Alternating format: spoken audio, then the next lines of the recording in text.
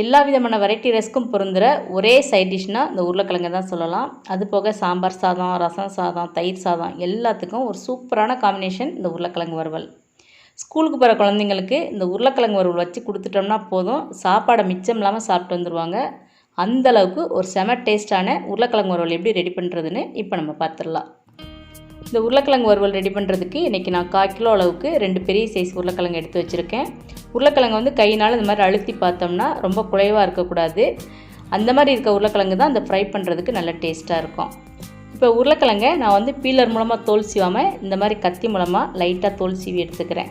இந்த உருளைக்கிழங்குக்கு மேலே ஒட்டிகிட்ருக்க அந்த கொஞ்சம் தோல் வந்து உருளைக்கிழங்கு ஃப்ரைக்கு வந்து ஒரு நல்ல டேஸ்ட் கொடுக்கும். அது போக உருளைக்கிழங்கு வந்து ரொம்ப குழையாமையும் இருக்கும். இப்போ இதே மாதிரி இந்த 2 உருளைக்கிழங்கையும் தோல் சீவிட்டு தண்ணியில் வந்து நல்ல ஒரு 2 தடவை கழுவி எடுத்துக்கலாம். அதுக்கப்புறம் நம்மளுக்கு பிடிச்ச சைஸில் ஒரே மாதிரி நம்ம கட் பண்ணி எடுத்துக்கணும். வேறு வேறு சைஸில் நம்ம கட் பண்ணிட்டோம்னா உருளைக்கிழங்கு ஃப்ரை பண்ணும்போது ஒரு சிலது குழஞ்சி போயிடும், ஒரு சிலது வேகாமல் இருக்கும். அதனால தான் நம்ம ஒரே சைஸில் உருளைக்கிழங்கை கட் பண்ணி எடுத்துக்கலாம். நான் வந்து இந்த சைஸில் கட் பண்ணி எடுத்துருக்கேன். நீங்கள் உங்களுக்கு எந்த சைஸில் விருப்பமோ அந்த மாதிரி ஸ்லைஸாவோ அல்லது நீளமாவோ எப்படி வேணாலும் கட் பண்ணி எடுத்துக்கலாம். இப்போ இதை வந்து நம்ம திருப்பி தண்ணியில் போடணுங்கிற தேவையெல்லாம் கிடையாது, நம்ம அப்படியே அதை ஃப்ரை பண்ண ஆரம்பிச்சிடலாம். இப்போ அதுக்கு வந்து நான் இந்த மாதிரி ஒரு அடிகனமான கடாய் எடுத்துக்கிறேன். இதில் வந்து நான் 3 டேபிள் ஸ்பூன் அளவுக்கு ரீஃபைண்ட் ஆயில் எடுத்துருக்கேன். இப்போ எண்ணெய் சூடானதுக்கப்புறம் 1/2 டீஸ்பூன் உளுந்தம்பருப்பு, 1/2 டீஸ்பூன் சோம்பு போட்டுக்கிறேன். சோம்பு நல்லா பொரிஞ்சதுக்கப்புறம் 10 பல் பூண்டை வந்து இந்த மாதிரி தட்டி சேர்த்துக்கலாம். கொஞ்சமாக கருவேப்பிலை சேர்த்துக்கலாம். கருவேப்பிலையை சேர்த்து நல்லா இந்த மாதிரி மிக்ஸ் பண்ணதுக்கப்புறம் நம்ம நறுக்கி எடுத்து வச்சுருக்க இந்த உருளைக்கிழங்கை சேர்த்துக்கலாம். பூண்டை வந்து அதிக நேரம் எண்ணெயில் வதக்கணுங்கிற தேவையெல்லாம் கிடையாது. ஏன்னா உருளைக்கிழங்கு வதங்கும் போதே இந்த பூண்டும் சேர்ந்து நல்லா வதங்கி வந்துடும்.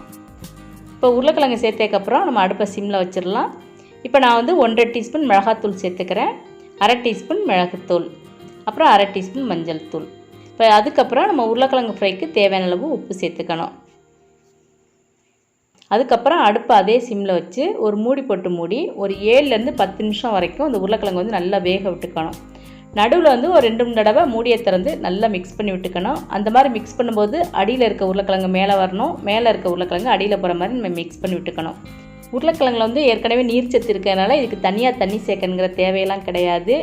அந்த உருளைக்கிழங்குல இருக்க தண்ணியிலே இந்த உருளைக்கிழங்கு நல்லா வெந்துடும்.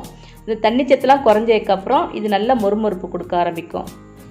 அந்த மாதிரி நல்லா கிறிஸ்பியாக வர ஆரம்பிக்கும் போது அது உறிஞ்சின எண்ணெய் அப்புறம் அப்படியே வெளிவிட ஆரம்பிக்கும். அந்த டைம் வந்து நம்ம அடுப்பை ஆஃப் பண்ணிடலாம்.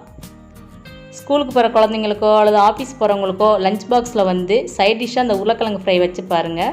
சாதத்தை வந்து கொஞ்சம் கூட மீதம் வைக்க மாட்டாங்க. அந்தளவுக்கு இந்த சைட் டிஷ் வந்து சூப்பரான காம்பினேஷனாக இருக்கும். உங்களுக்கு ரொம்பவே பிடிக்கும்.